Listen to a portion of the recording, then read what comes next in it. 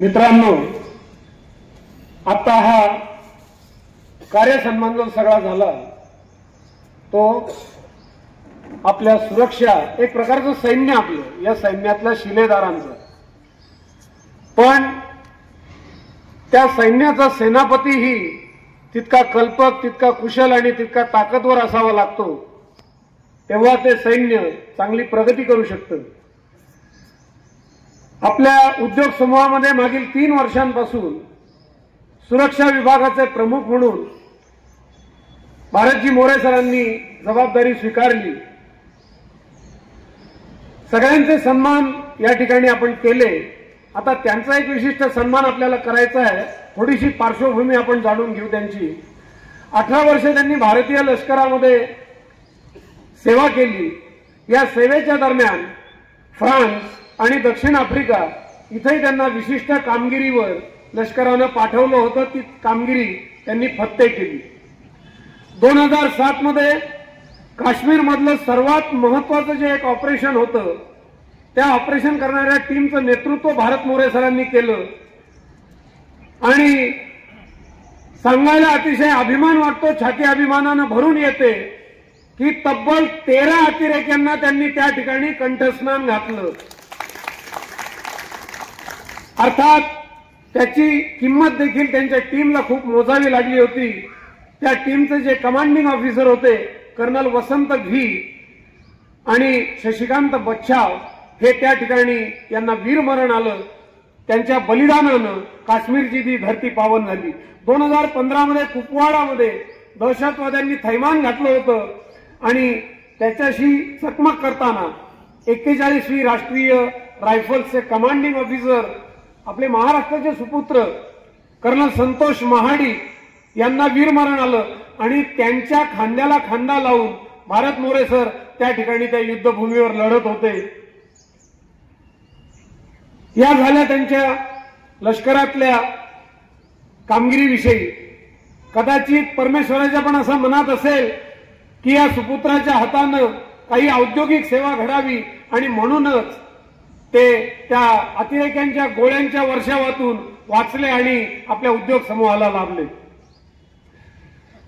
उद्योग समूहाची वेगवेगळी जबाबदारी ते पार पाडतात।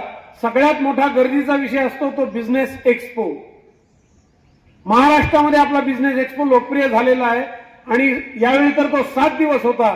दररोज हजारो लोक येतात, अनेक पद्धतीचे, अनेक नाना विचारांचे आणि नाना कलाकार त्या ठिकाणी येतात। हातकी सफाई करणारे अनेक येतात आणि त्यांच्यावर डोळ्यात तेल घालून लक्ष ठेवण्याचं काम ही टीम करत असते।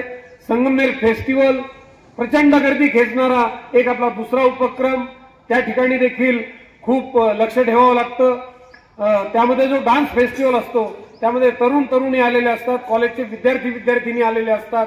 त्या सर्वांची सुरक्षा म्हणजे स्टेजच्या कार्यक्रमाकडे हजारो प्रेक्षकांचं लक्ष असतं, पण सगळ्या सुरक्षा विभागाचं लक्ष मात्र विंगेच्या पाठीमागे काही घडतंय का, इकडे पार्किंगमध्ये काही घडतंय का याकडे लक्ष असतं आणि त्यामुळे हे सगळं सुरळीतपणे पार पडतं। मनीष भाऊंचा एक आदर्श उपक्रम अखिल भारतीय माहेश्वरी युवक युवती वधूवर परिचय मेळावा। देशाच्या कानाकोपऱ्यातून वधूवर येतात, त्यांचे पालक येतात, मौल्यवान वस्तू त्यांच्याजवळ असतात आणि हेल्थ क्लबला त्यांचं 2 दिवसांचं वास्तव्य असतं। त्यांचीही गेल्या 13-14 वर्षांमध्ये एकही तक्रार नाही। याला सगळ्याला कारण आपलं सुरक्षा विभागाचं लक्ष आहे। हेल्थ क्लब, मालपाणी लॉन्स या ठिकाणी अत्यंत प्रतिष्ठित परिवारांचे स्वागत समारंभ, विवाह समारंभ संपन्न होतात आणि त्याचाही आजपर्यंतचा ट्रॅक रेकॉर्ड अत्यंत स्वच्छ आहे। कोणत्याही प्रकारचं त्या ठिकाणी अनुचित प्रकार घडला नाही, तिथेही त्याचं श्रेय आपल्या सुरक्षा विभागाला द्यावं लागतं।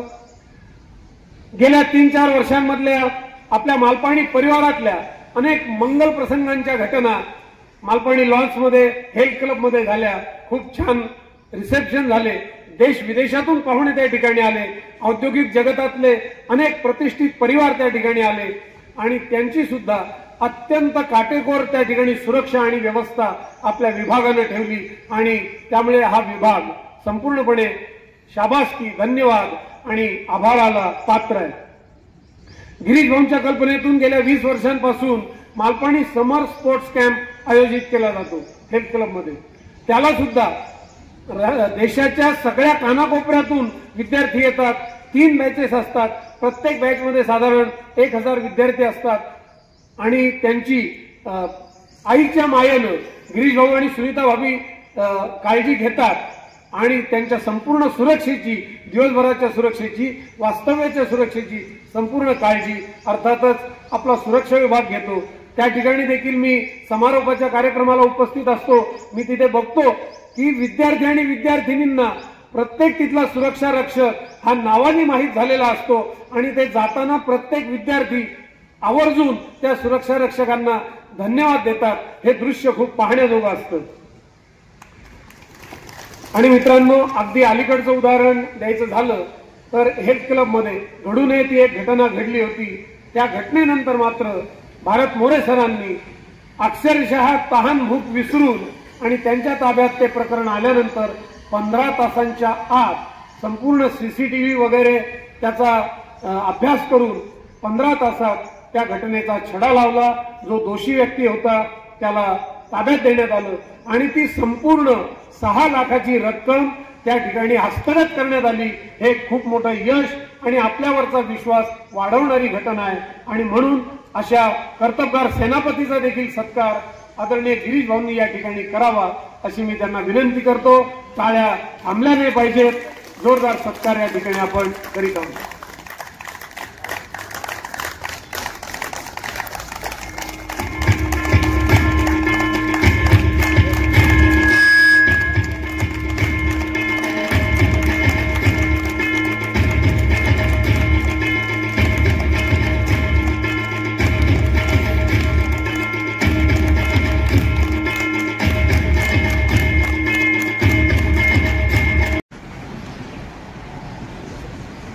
मी देवदत्त सोमवंशी सरांना विनंती करतो त्यांनी आपलं मनोगत या ठिकाणी व्यक्त करावं.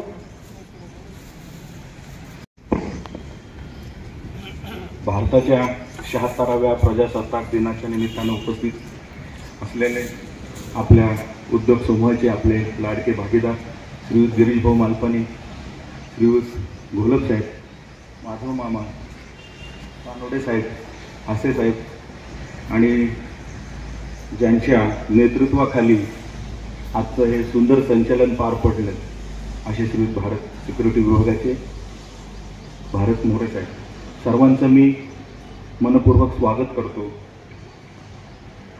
26 जानेवारी आपल्या सर्वांना माहिती आहे भारताचा प्रजासत्ताक दिन. आजच्या दिवशी राज्यघटना अस्तित्वात आली. थोडक्यात राज्यघटना म्हणजे काय तर जी आपल्या उद्योग समूहामध्ये सध्या एक प्रचलित शब्द आहे. तर प्रत्येक गोष्टीला एक SOP असली पाहिजे, चेकलिस्ट असल्या पाहिजे. तर ह्या जसं भारताची राज्यघटना आहे तसं आपल्या उद्योग समूहाची एक घटना आहे. प्रत्येक विभागामध्ये आपण एक छोट्या पद्धतीने आपलं कामाचं एक स्वरूप ठरवलेलं आहे आणि तेही मला असं वाटतं का कुठल्याही राज्यघटनेपेक्षा ते कमी नाही. आजच्या या दिनाच्या निमित्तानं एक सांगावंसं वाटतं तर जसं देशाच्या सीमेवरती जवान रक्षण करीत आहेत आणि म्हणून आपण सुरक्षित आहोत, आपला देश सुरक्षित आहे आणि अतिशय प्रामाणिकपणा आणि सचोटीच्या आणि निष्ठेच्या जोरावर हे साध्य होत असतं. आणि अभिमान वाटतो की आपल्या उद्योग समूहाचा सिक्युरिटी विभाग हा सुद्धा एक आपल्या एक उद्योग समूहाचा एक भूषण आहे. आणि त्यांच्याकडची जी सचोटी असेल, कामावरचा प्रामाणिकपणा असेल आणि या सगळ्या ह्याच्यामुळं आपण स्वतःला सुरक्षित असं समजतो. सिक्युरिटी विभाग इतका जागरूक आहे की सर्व दूर त्यांचं लक्ष असतं. आणि मालपाणी उद्योग समूहाच्या मला असं वाटतं का ह्या खिडक्या आहेत. कारण कुठल्याही बाहेरच्या व्यक्तीला आतमध्ये यायचं तो सर्वप्रथम गेटमधून आतमध्ये यावं लागतं आणि गेटवर त्याला जे पिक्चर किंवा जी वागणूक त्याला मिळते. तर मला असं वाटतं की आपल्या उद्योग समूहाचं प्रतिनिधित्व हा सगळा सिक्युरिटी विभाग करत असतो. काळजी म्हणायची तर प्रत्येक याची कुठेतरी लाईट चालू असली तरी त्याचं रिपोर्टिंग मात्र त्या विभाग प्रमुखाला केलं जातं आणि त्याच्याबद्दल अलर्ट केलं जातं. या फॅक्टरीमधून इकडच्या फॅक्टरीमध्ये येताना कुठे रस्त्यावरती माल सांडला असेल तरी तो ज्या सिक्युरिटीच्या लक्षात येईल तो लगेच त्या विभागाच्या निदर्शनास ते आणून देतो. मग पाण्याचा नळ चालू असेल, लाईट चालू असेल, मालाचं कुठं नुकसान होत असेल किंवा कुठेतरी काहीही संशयास्पद जर वाटलं तर सर्व रक्षण करण्याची जबाबदारी आपला सिक्युरिटी विभाग खूप प्रामाणिकपणे पार पाडत असतो. आजच्या या दिनाच्या निमित्तानं मी आपल्या सर्वांना मनपूर्वक शुभेच्छा देतो, आपलं अभिनंदन करतो आणि या प्रसंगी एकच म्हणावंसं वाटतं कि न पूछो जमाने से क्या हमारी कहानी है, न पूछो जमाने से क्या हमारी कहानी है, हमारी पहचान तो बस इतनी है कि हम सब हिंदुस्तानी है, हमारी पहचान तो बस इतनी है कि हम सब हिंदुस्तानी है. धन्यवाद. सर, यानंतर आदरणीय माधव मामा मोजक्या शब्दात आपल्याला या ठिकाणी शुभेच्छा देतील. माधव मामा.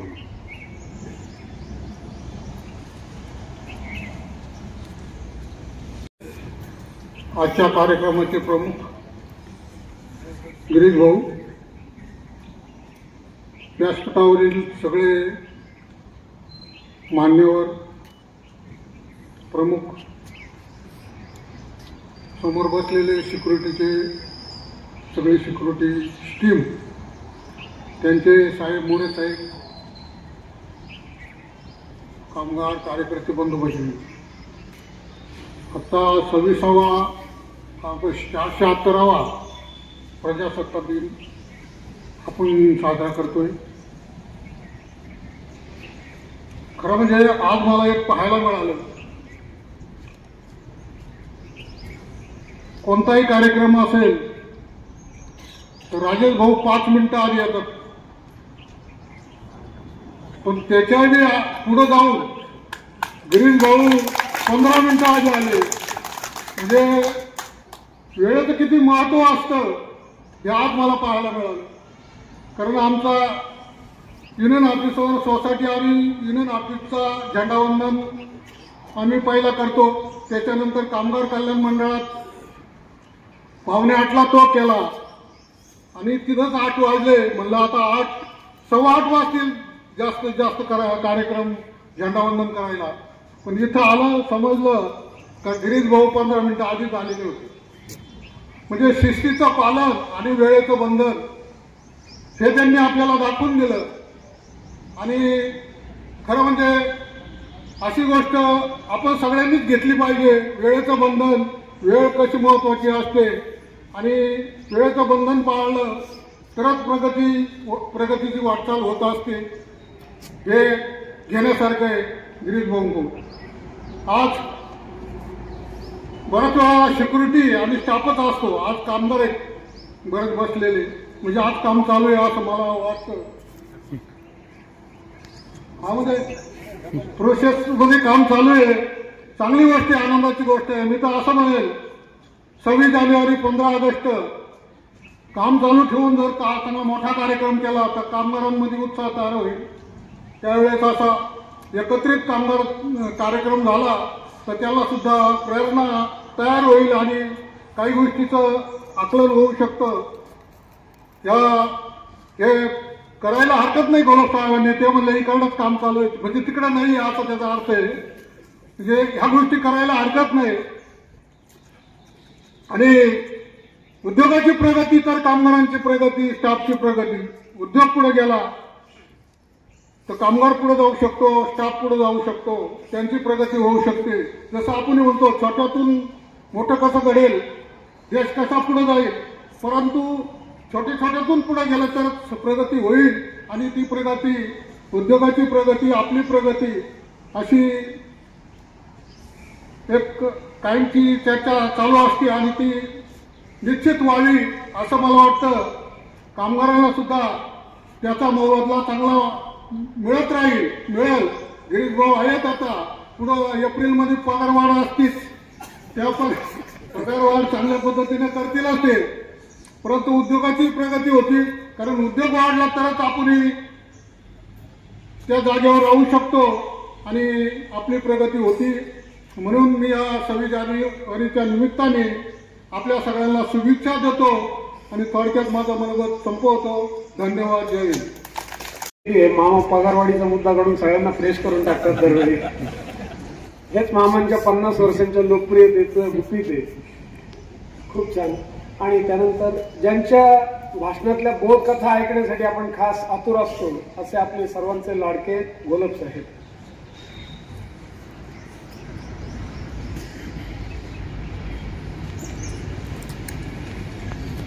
माता आणि माती या दोन्ही मधला फरक फक्त त्या वेलांटीचा आहे. जिच्या उद्धारी जन्म होतो ती माता आणि जिथं आयुष्याचा शेवट होतो ती माती. भारत मातेसाठी ज्यांनी आपलं जीवदान अर्पण केलं त्या सर्व शूरवीरांना विनम्र अभिवादन. मंचावर उपस्थित सर्व मान्यवर, उपस्थित सर्व स्टाफ सहकारी, सर्वात सुरुवातीला 26 जानेवारीच्या आपल्या सर्वांना मनपूर्वक शुभेच्छा. मुरारी सरांनी सांगितलं की आता गोष्टीने सुरुवात करावी.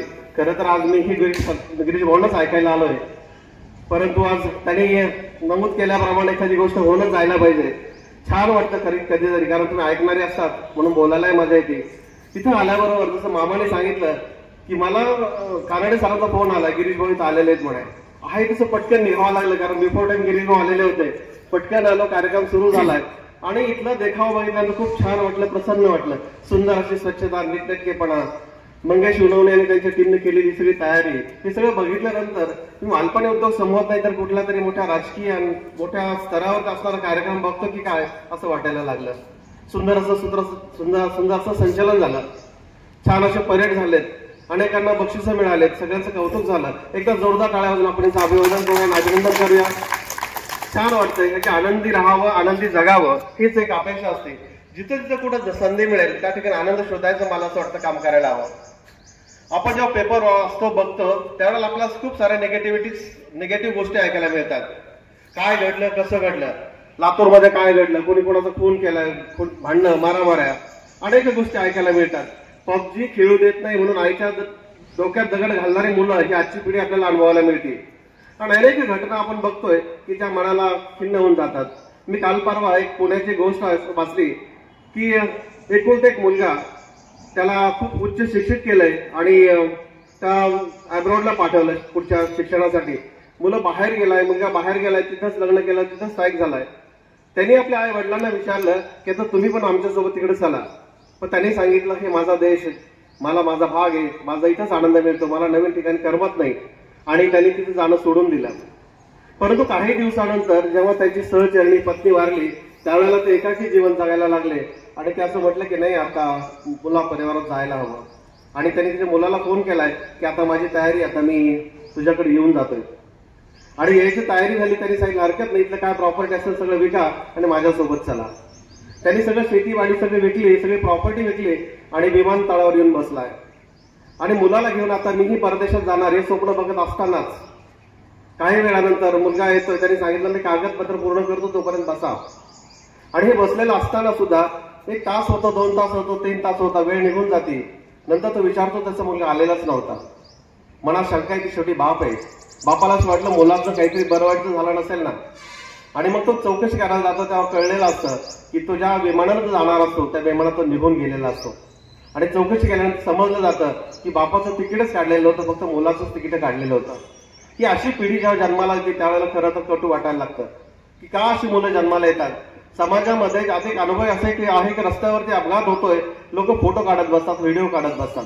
आणि घटना अशी घडली की त्या डॉक्टरांनी सांगितलं हे पेशंट जर आधी 10 मिनिटं आले असतं तर आम्ही त्याला जगू शकलो असतो, परंतु आपल्यातली मानसिकता तेवढी पण नाही की आपण त्याला मदत करावी.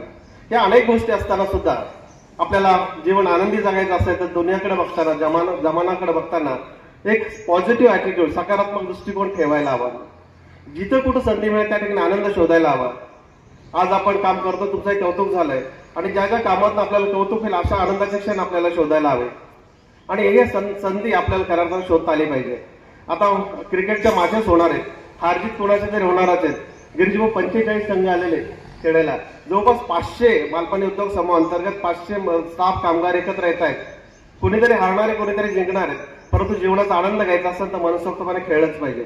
हार तर होतच आहेत, परंतु आनंद आपल्याला मिळवता आला पाहिजे. तो आनंद आपल्याला क्षण आपल्याला गावासा आले पाहिजे. त्यासाठी आपल्याकडे एक सकारात्मक दृष्टिकोन असायला हवे. मला कौतुक कासारवाडीचं वाटतंय. कासारवाडी गावात अनेक कार्यक्रम होत असतात. उद्या एक त्यांच्याकडे कार्यक्रम आहे. सप्ताहाचं निमित्त असलं की ते लोक काय करतात, एकत्र येतात आणि एकत्र जेवण करतात, एकत्र कॉन्ट्रीब्युट करतात. अजूनही ती परंपरा छान वाटते. कौतुक होतं या सगळ्या गोष्टीचं. एकत्र येतात आणि सभा एकत्र करून आणि सगळ्या गावाला जेवण देत आहेत. उद्या त्यांचा काहीतरी कार्यक्रम आहे. मला काल निमंत्रण आलं परवा दिवशी.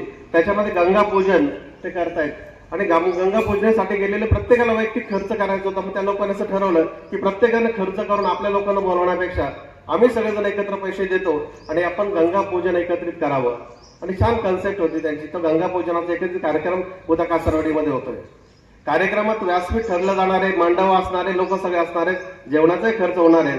मग तिथल्या काही सहकार्याचं ठरवलं की आपण असं का करू नये की आपल्या गावामध्ये ज्यांचं वय 75 वर्ष झालं अशा लोकांचा सन्मान का करू नये. आणि ती सन्मानाची यादी त्यांनी काढली आणि ती त्या लोकांचा सन्मानही ते उद्या करणार आहेत.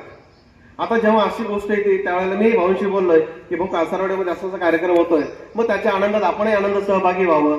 मग भाऊने असं सांगितलं की आपणही आपल्या वर्षात आपल्या उद्योग समूहाला 75 वर्ष पूर्ण झाले, त्यांच्या आयुष्याला 75 वर्ष पूर्ण झाले. मग उद्योग समूहाकडनं अशांचं कौतुक करायचं काम होतं आपण करणार आहोत.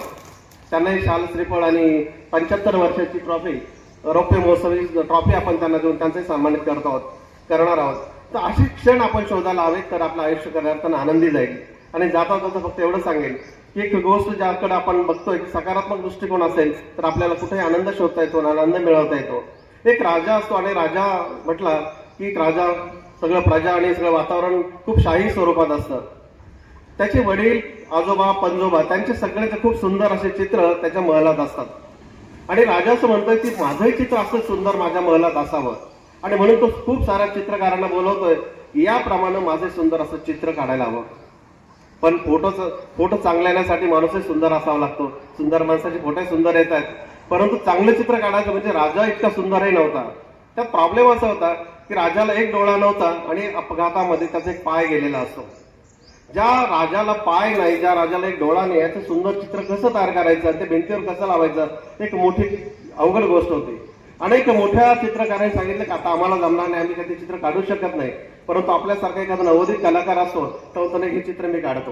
मग त्यांनी प्रयत्न केला आणि तिने एक सुंदर असं चित्र काढलं आणि ते चित्र त्या भिंतीवर लावलं आणि त्या सगळ्या शाही फोटोमध्ये त्याचा तेवढा सुंदर असा फोटो लावला गेला, सत्कार केला, सन्मान केला.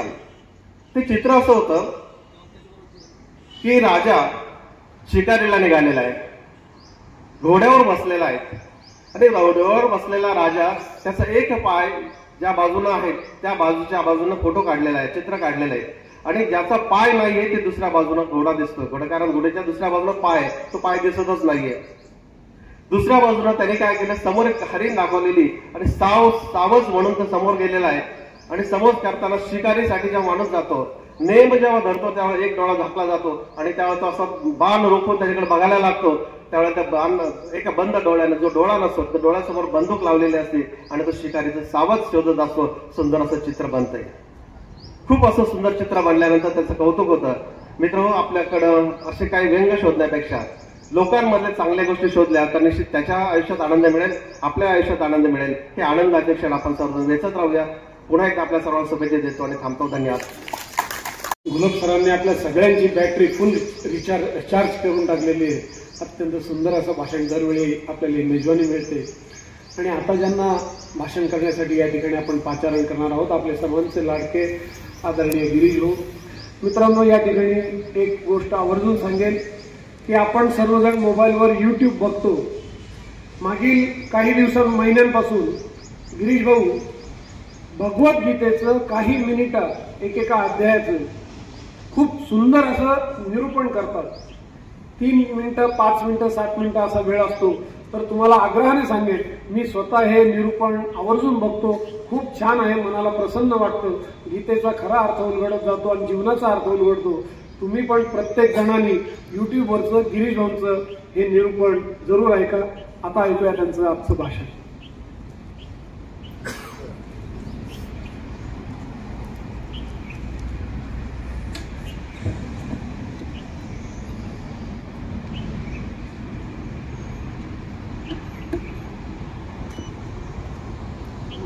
व्यासपीठावर उपस्थित माननीय घोलप साहेब, तसेच आपले युनियनचे लीडर माननीय माधवरावजी नेहे, आपले सोमवंशी साहेब, नंतर प्रदीपजी, मनोज हासे आणि भारतजी मोरे व उपस्थित सर्व आपले सिक्युरिटीचे धडाडीचे वॉचमन आणि आपले सर्व स्टाफ बंधू आणि सर्व कामगार बंधू, सर्वप्रथम आपल्याला 76वा गणतंत्र दिवस म्हणजे रिपब्लिक डे ऑफ इंडिया त्या फार फार शुभेच्छा देतो.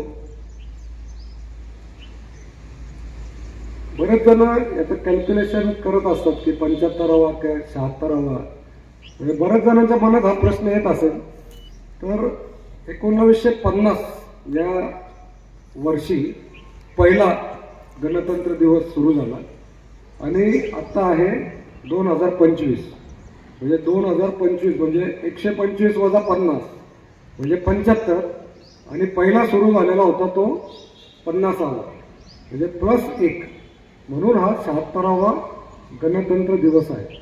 बरेच जण मग ते गुगलवर वगैरे बघतात, काही जुने असतात 75वा, मग कन्फ्युजन होतं. म्हणून हा 76वा कसा हे मी तुम्हाला थोडक्यात सांगितलं. आज आपण आपली जी सिक्युरिटी त्याचं अतिशय सुंदर संचलन आपण पाहिलं आणि वर्षभरामध्ये आपल्या सिक्युरिटीने काय काय कामगिरी केली त्याबद्दल आपण त्यांचा सत्कार केला. आता कधीतरी अशी संधी मिळते आणि त्यासाठी आपल्याला कायम अलर्ट राहावं लागतं. तर आपले सगळे वॉचमन तसे अलर्ट आहेत, परंतु काही ना ती संधी मिळाली कारण की त्यांच्या समोर ती चोरी घडली किंवा त्यांनी त्याचा मागोवा घेतला आणि ते शोधून काढले, म्हणजे ते अलर्ट होते. आता आपण त्यांचा सगळ्यांचा सन्मान केला. आपले सिक्युरिटीचे जे हेड आहेत भारत मोरे, त्यांचं नाव पण भारत आहे आणि भारतासाठीच त्यांनी काम केलेलं आहे. आणि त्यांचं आडनाव मोरे, मोरे म्हणजे इंग्लिशमध्ये MORE म्हणजे मोर, म्हणजे ये दिल मांगे मोर, म्हणजे त्यांचं नाव आणि आजकाल दोन्ही भारी. आणि त्यांचा आपण आज सत्कार केला. मी नेहमी बघत असतो, मी घरी जेव्हा सकाळी राऊंड मारतो तर त्यावेळी सकाळी येऊन ते आपले जे वॉचमन असतात त्यांची स्टँडिंग मीटिंग होत असते, कधी क्लबवर कधी फॅक्टरीवर, आणि ते सारख्या त्यांना सूचना देत असतात आणि त्याचं पालन आपले सर्व ते सुरक्षा कर्मचारी डोळ्यात तेल घालून करत असतात. जसं मुरारी देशपांडेंनी सांगितलं, आपल्या एक्स्पोमध्ये म्हणजे करोडो रुपयाचं तेव्हा टर्नओव्हर होतो 7 दिवसामध्ये. आम्ही कॅल्क्युलेशन काढलं तर 5 करोड रुपयाचा सेल तिथे होतो 7 दिवसामध्ये. आणि प्रत्येक स्टॉलमध्ये महत्त्वाच्या वस्तू असतात आणि ते स्टॉलधारक फक्त समोर कापड लावतात आणि घरी निघून जातात आणि आरामात झोपतात. त्यांना ही चिंता नसते की माझा माल तिथं शॉपमध्ये उघडा आहे त्याचं काय होईल, त्यांना काही भीती नसते. याच्या मागे कारण आहे ते म्हणजे आपली सिक्युरिटी. आणि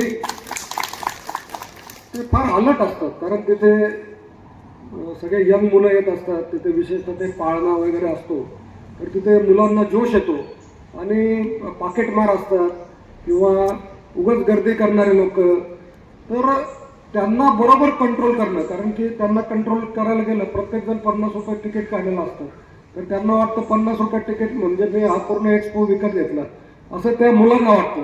तर त्यांना अतिशय प्रेमाने ते समजवतात. आणि एकदा तर एक असा ग्रुप आला होता आणि त्यांच्यात फार बाचाबाची झाली आणि मग मोरे साहेबांनी त्यांना सगळ्यांना सांगितलं की तुम्हाला काय करायचं ते इथं नका, तुम्ही बाहेर करा. म्हणजे त्यांना बरोबर त्याचं लक्षात आलं की हे नेमकं काय आहे. आणि बाहेर गेल्यावर त्याच्यातल्या एकाने ते गावठी पिस्तूल उडवली, कट्टा होता त्याच्याकडे. म्हणजे हे सगळं अलर्ट होऊन पाहणं आणि त्यांना वेळेवर बाहेर काढणं, नाहीतर मग एक्सपोचं नाव खराब झालं असतं. एक्सपोमध्ये असे गोळीबार झाला वगैरे, तुम्हाला तर माहिती आहे मीडियामध्ये तर लगेच काही येतं आणि त्याच्यामुळे आपल्या एक्सपोचं नाव खराब झालं असतं, पुढच्या लोकांनी यावं की नाही याचा विचार केला असता. तर अशा प्रकारे आपली ही सुरक्षा दल आहे आपला, तर हे अतिशय व्यवस्थित डोळ्यात पाणी घालून तेल घालून आपण दरवेळेस टी व्हीवर बघतो की आपले राष्ट्रपती आणि पंतप्रधानांसमोर आपलं नौदल, भूदल आणि वायुदल हे मिलिटरीचे लोक हे आपलं संचलन करत असतात आणि जशी सेना मोठी तसा आपल्या देशाची पॉवर ही जास्त असं त्याच्यातून एक निकष काढला जातो. म्हणजे आपले जे नौदल आहे म्हणजे समुद्री दल, तर त्याच्यामध्ये भारत हा 5व्या क्रमांकाचा आहे. तर अशा प्रकारे जितकं आपण मोठे तितकं आपल्या देशाची पॉवर मोठी. तर त्याच प्रकारे आता मी अल्टरनेट इयर किंवा 2-3 वर्षांनी येत असतो इथं, तर दरवेळेस आपला सुरक्षा विभाग हा मोठा झालेला दिसत आहे. म्हणजे मालपाणी ग्रुप हा याच्यावरून सिद्ध होतं की हा मोठा होत आहे. आपला कामगार वर्ग आज मोठा होत आहे. आपल्या माधवराव नेहे त्यांनी सांगितलं की 26 जानेवारीचं औचित्य साधून की आपली पगारवाढ आता होईल लवकरच. तर ते 26 जानेवारीला 15 ऑगस्टला पण ते सेम म्हणतात. जितक्यांदा तुम्ही स्टेजवर बोलू तेव्हा ते एकच असतं की पगारवाढ कधी. तर ती वर्षातून एकदा होते आणि आपण व्यवस्थित करत असतो. परंतु सांगायचं उद्दिष्ट हे की आपल्या सगळ्याच्या अथक परिश्रमामुळे आपण सगळं जे कार्य करतात त्याच्यामुळे मालपाणी ग्रुप हा मोठा होतो. आपली सुरुवात ही गायछाप जर्दापासून झाली, नंतर आपला अमृता चहा आला, मग बादशाह खैनी. जसं महाराष्ट्रात आपण 1 नंबर आहोत तसं इथून आपण बादशाह खैनी पाठवतो आणि बादशाह खैनी कर्नाटकामध्ये 1 नंबर आहे. म्हणजे याच्या मागे कारण काय आहे, तर आपण सगळं जे काम करतात ते अतिशय क्वालिटी काम आपण करतात. आपल्या क्वालिटीची तंबाखू ही इतर कुठल्याही ब्रँडमध्ये नाही. एकदा जो आपली तंबाखू खातो तो कंटिन्युअसली आपली तंबाखू खात असतो. आणि आपण हे जे कार्य करतात हे एक प्रकारे देशसेवा आहे.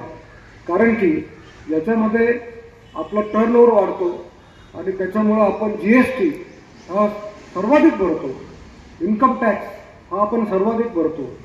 त्यामुळे एक प्रकारे ही देशसेवा आहे. आणि आपण जो प्रॉडक्ट आपण बनवतो तो शेतकरी वर्ग, कामगार वर्ग किंवा एका प्रकारे काम जे करत असतात बैलगाडीवर जाणारे किंवा ऊसतोडी करणारे, तर हे एक विरंगुळा म्हणून आपली तंबाखू खातात आणि त्यामुळे त्यांना प्रेरणा मिळते आणि त्यांचं काम अधिक डबल होतं. म्हणजे अशा प्रकारे ही देखील आपण एक प्रकारे देशसेवा आपण करत आहोत. आपण गायछाप सुरू केली, मग अमृता चहा, मग खैनी, मग कन्स्ट्रक्शन म्हणजे बांधकाम व्यवसाय. तर याच्यामध्ये देखील पुण्यामध्ये आपले आशिष भाऊ पाहत आहे. तर पुण्यामध्ये पण आपण आता पहिल्या 5 मध्ये आपलं कन्स्ट्रक्शन व्यवसाय येऊन पोहोचलेला आहे आणि लवकरच काही वर्षात आपण 1 नंबरला जाऊ. वेगवेगळ्या स्कीम्स आपल्या चालू आहे, वेगवेगळे मॉल आपले चालू आहे. त्याचप्रमाणे शाळा म्हणजे स्कूल्स, संजीवनीची ध्रुव स्कूल आपली सुरू केली होती. तर आता पुण्यामध्ये 2 ऑलरेडी झालेल्या आहेत, म्हणजे आता 3 झाल्या. नंतर पुण्यामध्ये अजून एक नवीन आपली सुरू होणार आहे. नंतर आपली एक बँगलोरमध्ये सुरू होणार आहे आणि दुबईला आपली ऑलरेडी सुरू झालेली. म्हणजे स्कूल्समध्ये देखील आपण आता पुढे जात आहोत. आणि त्यानंतर आपण जे वॉटर पार्क सुरू केले, मनीष भाऊ आणि मी, आम्ही शिर्डीला पहिले वॉटर पार्क सुरू केला. तर आता वॉटर पार्क आपले जवळजवळ पुण्याला 1, म्हणजे आपल्या लोणावळ्याला, शिर्डीला 1, नंतर साईतीर्थ थीम पार्क, नंतर लोणावळ्याला अम्युजमेंट पार्क, नंतर आपण इमेजिका घेतला. इमेजिकामध्ये एक वॉटर पार्क आहे, एक अम्युजमेंट पार्क आहे, एक हॉटेल आहे. नंतर गुजरातमध्ये आपला एक वॉटर पार्क आहे आणि आता इंदोरमध्ये आपला लवकरच वॉटर पार्क सुरू होणार आहे. म्हणजे आपण मालपाणी ग्रुप हा सगळीकडे हा पुढे झेप घेत आहे. आणि तसंच सोलर आणि विंडमिल याच्यामध्ये देखील आपण जवळजवळ 650 मेगावॅट पर्यंत आपण पोहोचलेलो आहे. तसेच नवीन नवीन उद्योग आपले बरेच चालू असतात आणि याच्या मागे कारण आहे की आपण सर्व, कारण की याच्या मागे सुरुवात ही फार महत्त्वाची असते. जसं गंगेची सुरुवात आपण कुठून झाली, गंगोत्री, तर आपण ते 4 धाममधलं एक आहे, तिथे जाऊन आपण दर्शन देतो. तसंच आपला मालपानी उद्योग समूहाची जी सुरुवात आहे ती आपल्या सगळ्यांमुळे, जी गायछाप जर्दा आहे ती आपली गंगोत्री आहे. तर तिथून आपली सुरुवात झालेली आहे. आणि गाय म्हणजे हे देखील एक प्रकारे दैवत आहे. त्यामुळे नेहमी आपण गायीला नमस्कार करायला पाहिजे. आणि आपण सगळे हे कार्य करत आहात. जसं आपण माधवराव यांनी सांगितलं की शिस्त, डिसिप्लिन, वेळेवर येणं हे फार महत्त्वाचं आहे. आपण म्हणतो की भारताला 1947 मध्ये स्वातंत्र्य मिळालं. तर स्वातंत्र्य मिळालं म्हणजे काय, की काही करणं म्हणजे स्वातंत्र्य असं नाही. तर स्वातंत्र्य आणि डिसिप्लिन हे, शिस्त हे एकाबरोबर जातं. त्याचा छोटा फरक आहे, तो मी सांगतो तुम्हाला. की जसं आपण आपल्या स्टाफसाठी ड्रेस कुठला घ्यायचा, युनिफॉर्म, किंवा सुरक्षा दलासाठी युनिफॉर्म कुठला घ्यायचा, कामगारांसाठी युनिफॉर्म कुठला घ्यायचा, तर त्यासाठी आपण स्वातंत्र्य दिलेलं आहे. म्हणजे ती एक 4-5 जणांची टीम असते आणि ती ठरवते की यावेळेस आपण हा रंग निवडू. तर ते झालं स्वातंत्र्य, की कुठला रंग आणि आपल्या साईजने शिवून घेणे, हे झालं स्वातंत्र्य. परंतु एकदा तो युनिफॉर्म ठरला की मग स्वातंत्र्य नाही, मग तो रोज घालणं, याला आपण म्हणतो अनुशासन म्हणजे डिसिप्लिन. तर हा छोटा फरक आहे. स्वातंत्र्य म्हणजे असं नाही की मी आज ड्रेस घालायचा की नाही ह्याचं मला स्वातंत्र्य आहे, तो डिसिप्लिनचा भाग आहे. परंतु कुठला ड्रेस किंवा कुठला निर्णय आपण घ्यायचा याचं स्वातंत्र्य आपल्याला आहे.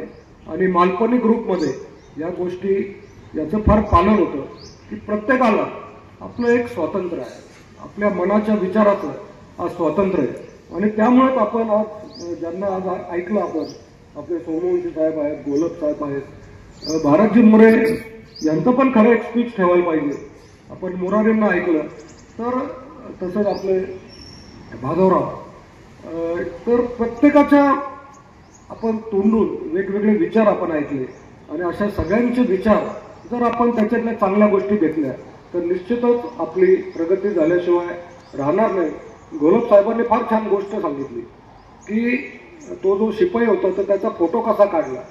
तर त्याच प्रकारे प्रत्येकाच्या मनात विचार आला असेल, तर माझा फोटो काढायचा असेल तर मला काय काय दाखवावं लागेल. तर प्रत्येकाच्या मनात हा विचार येऊन गेला असेल. तर हा गमतीचा भाग झाला. परंतु आज प्रत्येक कामामध्ये आपल्याला डिसिप्लिन असणं जरुरी आहे, स्वच्छता असणं जरुरी आहे.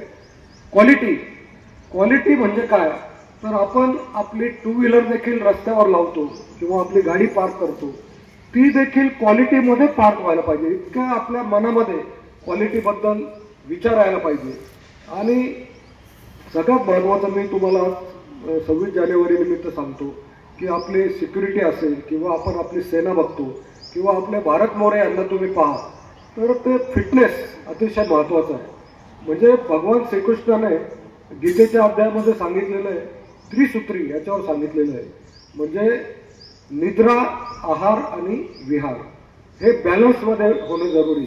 म्हणजे आपण जी झोप घेतो ती फार पण घेतली नाही पाहिजे, त्याने आळस येतो. आणि फार कमी घेतली, फक्त 4 तास 5 तास, तरीही आपल्या शरीराला प्रॉब्लेम होऊ शकतात. त्यामुळे 6 ते 7 तास झोप ही प्रत्येकाने घ्यायला पाहिजे. विहार म्हणजे आपण जो व्यायाम करतो तो देखील बॅलन्स करायला पाहिजे. असं नाही की मी 5-5 तास व्यायामच करतो, त्याच्यामुळे तुमचे स्नायू ब्रेक होऊ शकतात आणि मी काहीच करत नाही, यालाही महत्त्व नाही. तर एक बॅलन्स आपल्या वयाप्रमाणे एक व्यायाम देखील आपण करायला पाहिजे. आणि आहार म्हणजे आपण जे खातो ते देखील बॅलन्समध्ये असायला पाहिजे. फार खाणं याच्यामुळे आपल्याला सुस्ती येते, पोटाचे विकार होतात. आणि फार कमी खाणं, नेहमी उपवास करणं याच्यामुळे देखील आपल्या शरीराला योग्य ते घटक मिळत नाही आणि त्यामुळे आपण आजारी पडतो. त्यामुळे आपण समतोल आहार घ्यायला पाहिजे. आणि जेवायचं किती, तर आपलं जेवण झाल्यावर एखाद्याने आपल्याला सांगितलं की परत जेवतो का, तरी 1-1.5 चपाती खाण्याची कॅपॅसिटी आपली राहायला पाहिजे. म्हणजे जेवताना आपण थोडीशी जागा पोटामध्ये खाली ठेवायला पाहिजे. आणि तुम्ही याचा अनुभव घ्या, एकदा दुपारी भरपूर जेवा आणि मग कामावर बसा. तुम्हाला कामच करता येणार नाही, कारण की आपण थकून जातो, आपलं मन थकतं, पोट थकतं, शरीर थकतं. परंतु तुम्ही थोडी जागा पोटात ठेवली आणि हात धुवून घेतले, नंतर भूक लागत नाही आणि नंतर आपल्यामध्ये फार एनर्जी राहते. तर म्हणून हे जे सम्यक आहार विहार आणि निद्रा हे आपण करायला पाहिजे. आणि 26 जानेवारी निमित्त म्हणजे गोलक साहेबांनी 2 गोष्टी सांगितल्या. मी एकच सांगणार होतो, पण म्हटलं चला मग आपणही सांगू, कारण की ऊन पण आहे, थंडी आहे, त्याच्यामुळे बसायलाही त्रास होणार नाही. कारण की उन्हामुळे आपल्याला एक डी जीवनसत्वही मिळत आहे, शेकोटीचा पण आनंद आपल्याला मिळत आहे आणि 26 जानेवारीचं वातावरणही चांगलं आहे. आणि जेव्हा आपण आज जे काय ऐकतो तर त्याच्यातून आपण जर काहीतरी घेऊन गेलो तर निश्चितच आपल्याला त्याचा फायदा होतो. आपल्या संगमनेरमध्ये जिथे जिथे व्याख्यान होतं, जिथे जिथे चांगले असे प्रवचन होतात, ते आपण वेळ काढून ऐकायला पाहिजे. कारण की सध्या काय आहे की आपण फार वाचन करत नाही. आपण एकदा घरी गेलो आणि मोबाईल उघडला आणि ते रील चालू झाले की आता थांबतो करत करत अर्धा पाऊण तास आपण ते पाहत बसतो. त्यामुळे वाचायला तर आपल्याला वेळ नाही, परंतु मग आपण रेडीमेड व्याख्यान प्रवचन आपण ऐकले तर त्यांनी जे बरंच वाचून ते त्याच्यातून सांगतात ते रेडीमेड आपल्याला ऐकायला मिळतं. आणि म्हणून जितकं आपल्याकडे नॉलेज जास्त तितकं आपली प्रगती होते.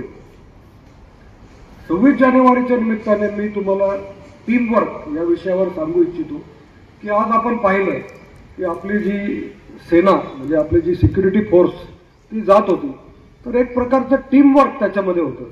आपण जर पाहिलं असेल की संचलनमध्ये प्रत्येकाचे पाय हे एका वेळी पडत होते आणि याच्यामध्ये फार शक्ती असतं.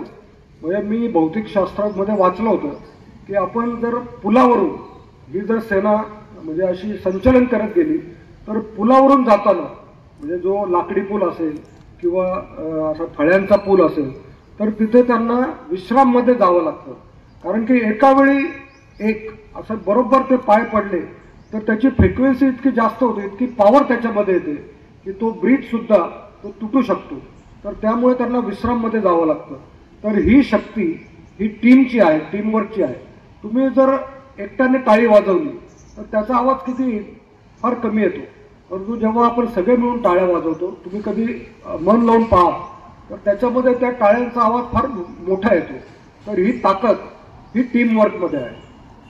आणि आपल्या इथे अशा वेगवेगळ्या टीम असतात. सिक्युरिटी टीम आहे, आपल्या प्रत्येक डिपार्टमेंटमध्ये HOD आणि त्याची टीम असते. आणि त्या टीममध्ये आपल्याला वाटतं की ही व्यक्ती वीक आहे, ती व्यक्ती स्ट्रॉंग आहे, पण तसं नसतं. त्या टीममध्ये प्रत्येक व्यक्ती ही कुठल्या तरी गोष्टीमध्ये ती एक्सपर्ट असते आणि कधी कोणाचा फायदा, कधी कोणाचा विचार हा फायद्याचा ठरेल हे आपण सांगू शकत नाही. मी तुम्हाला क्रिकेटचं, आता आपली क्रिकेटची टुर्नामेंट होणार आहे त्यामुळे क्रिकेटची मी तुम्हाला माहिती दिली तर तुमच्या ती कायम मनात राहील. म्हणून मी सांगतो की ऑस्ट्रेलिया आणि आफ्रिका याच्यामध्ये एक वन डे मॅच झाली होती आणि त्या वन डेला रन डे असंही म्हणतात, कारण की त्या दिवशी 100 ओव्हर म्हणजे 50 आणि 50 ओव्हर अशा मिळून एकूण 838 रन झाल्या. 838 म्हणजे एका टीमने जवळजवळ 434 रन केल्या होत्या आणि इतक्या 50 ओव्हरमध्ये होऊच शकत नाही. तर पहिले ऑस्ट्रेलियाने त्याच्यामध्ये 434 रन केल्या आणि इतके रन होणार नाहीच असं आफ्रिकेला वाटलं. ऑस्ट्रेलियामध्ये रिकी पॉन्टिंग त्याने एकट्याने 155 रन केले होते. मग आफ्रिका आली आणि त्यावेळी 350 रन जरी झाल्या 50 ओव्हरमध्ये तरी ती टीम जिंकली असं आपल्याला वाटायचं, कारण की फॉलो करणं हे फार टेन्शन असतं, तेवढ्या रन होऊ शकत नाही. त्यामुळे आफ्रिकेला वाटलं की आता शक्य नाही आणि आफ्रिकाचा पहिला प्लेअर बॅटिंगला आला हर्षल गिब्स आणि त्याने 165 रन केल्या 111 बॉलमध्ये. आणि त्यानंतर स्मिथ याने 90 रन केले आणि ते देखील फटाफट मारत ते 434च्या जवळ येऊन पोहोचले आणि 433 रन झाल्या होत्या. फक्त 2 बॉल शिल्लक होते आणि शेवटची जोडी ही बॅटिंग करायला आली होती. 9 आऊट झाले होते. शेवटची जोडी होती स्ट्राईकच्या दुसऱ्या साईडला, म्हणजे बॅटिंग एक साईडला असते, बॉलिंगच्या साईडला ब्राउचर होता जो बेस्ट प्लेअर आहे, परंतु बॅटिंगच्या साईडला कोण होता? 11वा प्लेअर म्हणजे बॉलर, त्याचं नाव आहे मखाया एंटिनी. आणि तुम्हाला माहिती आहे का, क्रिकेट टीममध्ये जे शेवटचे बॉलर असतात त्यांना बॅटिंग येत नाही, कारण त्यांची बॉलिंगमध्ये मास्टरी असते. त्याने म्हणजे मागच्या 7 मॅचमध्ये त्याचा ॲव्हरेज 1 रनचा होता, म्हणजे 7 रन काढल्या होत्या. म्हणजे हा कधी आऊट होऊ शकतो अशा प्रकारचा तो बॅट्समन होता. आणि 2 बॉल राहिले होते, तो सेकंड लास्ट बॉल तो खेळणार होता. आणि सगळ्यांचं लक्ष त्याच्याकडे लागलेलं होतं, कॉमेंट्रीवाल्याचं लक्ष त्याच्याकडे, टीव्हीवर जे काही मॅच चालू होत्या सगळ्या प्रेक्षकांचं लक्ष त्याच्याकडे होतं की हा 1 रन करतो की नाही. लोकांनी पॉन्टिंगने किती रन केलं हे लक्षात नव्हतं, गिब्सने किती केलं, स्मिथने किती केलं, सगळे विसरले. कारण की हा जर 1 रन करतो की नाही, कारण याने जर 1 रन केले नाही तर आफ्रिका हरेल. आणि मग बॉल टाकला जातो, एकदम सन्नाटा असतो आणि तो मखाया एंटिनी त्या बॉलवर 1 रन करतो आणि तो समोर जातो. मॅच म्हणजे बरोबरीला येते. आणि मग इकडे ब्राउचर 46वर खेळत असतो आणि शेवटच्या बॉलवर तो 4 मारतो आणि 438 रन होतं. आणि आफ्रिका मॅच म्हणजे जवळजवळ हारलेली मॅच ते जिंकतात. आणि मग मॅच झाल्यावर तो जो जॉन्टी रोड्स त्याचा कॅप्टन होता, त्याला मीडियावाले विचारतात की गिब्सला मॅन ऑफ द मॅच मिळते, परंतु त्याला विचारतात की तुझ्या मते सगळ्यात भारी प्लेअर कोण होता आजच्या मॅचचा. तर तो म्हणतो की मखाया एंटिनी. कारण की त्याने जर ती शेवटची रन त्यावेळी काढली नसती तर 433 रनचा काही उपयोग झाला नसता. आमच्या गिब्सचा किंवा स्मिथचा, ब्राउचरचा काहीच उपयोग झाला नसता. परंतु त्या ज्याला आपण वीक बॅट्समन म्हणत होतो त्यांनी वेळेवर ती 1 रन काढली आणि त्यामुळे आफ्रिकेच्या 438 रनांना महत्त्व मिळालं आणि आफ्रिका टीम जिंकली. म्हणजे आपण म्हणतो ना की हर एक फ्रेंड जरुरी होता है. तर आपल्या टीममध्ये, आपल्या प्रत्येक ग्रुपमध्ये आपल्याला कधी कधी वाटतं की अरे हा वीक आहे, परंतु त्याला जर आपण योग्य संधी दिली, त्याला जर आपण योग्य माहिती दिली तर तो देखील आपल्याला आपल्या अंगाला अंग लावून तो चांगलं काम करू शकतो. आणि अशाच प्रकारे आपल्या उद्योगाची प्रगती होऊ शकते. हाच मेसेज मी आज या 26 जानेवारी निमित्त आपल्याला देऊ इच्छितो की टीमवर्क करा.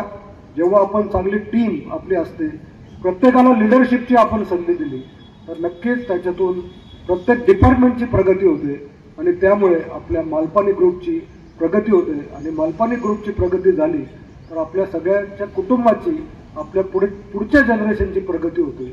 आणि आपल्या सगळ्यांची प्रगती झाली तर आपण जो टॅक्स भरतो त्यामुळे आपल्या भारत देशाची देखील देशसेवा आपल्याकडून होते. मी परत एकदा आपल्या सगळ्यांना 26 जानेवारी गणतंत्रता दिवस या निमित्ताने फार फार शुभेच्छा देतो आणि थांबतो. जय हिंद, जय महाराष्ट्र. धन्यवाद गिरीश भाऊ. तो ऐतिहासिक सामना तुम्ही तुमच्या शब्दातून म्हणजे डोळ्यासमोर ते चित्रच दिसायला लागलं. कारण हा आफ्रिकेचा आणि ऑस्ट्रेलियाचा ऐतिहासिक सामना यूट्यूबवर मिलियन लोक नेहमी पाहत असतात. त्याचप्रमाणे सम्यक संतुलित आहार, टीमवर्क याचं अतिशय सुंदर विश्लेषण तुम्ही सांगितलं. प्रत्येकाला त्याचा नक्कीच खूप मोठा उपयोग होईल. यानंतर आभार प्रदर्शनाचा गोड कार्यक्रम करण्यासाठी मेजर बाळकृष्ण आरगडे सरांना मी या ठिकाणी पाचारण करतो. आणि आज ज्यांचा ज्यांचा सन्मान या ठिकाणी झालेला आहे त्यांचा आदरणीय गिरीश भाऊंच्या सोबत एक ग्रुप फोटो त्या बक्षिसांसहित आपल्याला काढायचा आहे. त्या बक्षीस विजेत्यांनी आभार प्रदर्शन झाल्यानंतर व्यासपीठाकडे यावं. बाळकृष्ण आरगडे सर. धन्यवाद देशपांडे सर. आजच्या 76व्या प्रजासत्ताक दिनाच्या कार्यक्रमासाठी आपल्या सर्वांच्या विनंतीला मान देऊन आवर्जून उपस्थित असलेले आपले पार्टनर सन्माननीय श्री गिरीशजी मालपानी यांचे आपल्या सर्वांच्या वतीने मनपूर्वक आभार. त्याचप्रमाणे माननीय श्री रमेशजी घोलप, रवींद्रजी कानडे साहेब, देवदत्तजी सोमवंशी साहेब, प्रदीपजी कानवडे साहेब, तसेच कॉम्रेड माधवराव मामा नेहे, तसेच सर्व युनियनचे पदाधिकारी, सर्व स्टाफ व कामगार सहकारी या कार्यक्रमासाठी उपस्थित राहिले याबद्दल सर्वांचे हार्दिक आभार. या कार्यक्रमात शानदार परेड सादरीकरणासाठी मेहनत घेतलेले परेड कमांडर श्री शरद कानवडे व माझे सहकारी यांचे हार्दिक आभार. उत्कृष्ट सूत्रसंचालन केल्याबद्दल श्री मुरारी देशपांडे साहेब यांचे मनपूर्वक आभार. तसेच या कार्यक्रमासाठी मार्गदर्शन व सहकार्य केल्याबद्दल HR विभाग, हाऊसकीपिंग विभाग, गार्डन, इलेक्ट्रिक विभाग, मशिनरी स्टोअर विभाग यांचे सहकार्य लाभले, याबद्दल त्यांचे हार्दिक आभार. सन्माननीय व्यासपीठाच्या संमतीने हा कार्यक्रम संपला असे जाहीर करतो. जय हिंद, जय महाराष्ट्र.